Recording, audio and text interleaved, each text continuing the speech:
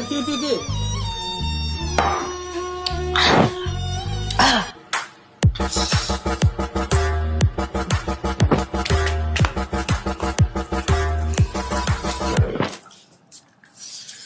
అమ్మని చూడు, నంబర్ 1 కంత్రి.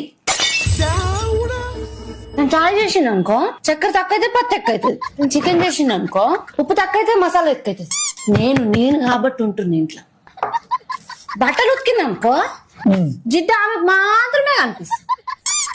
నేను బాసం తోమిండు అనుకో సబ్బు ఆమెకు మాత్రమే కనిపిస్తుంది. ఎప్పుడు చూడు ఆ ఇంట్లో కోడలు చూసి నేర్చుకో, ఇంట్లో కోడలు చూసి నేర్చుకో అంటారు తప్ప మన ఇంట్లో కోడలు ఏ రోజు ఏమనుకుంటుందో మాత్రం అవసరం లేదు.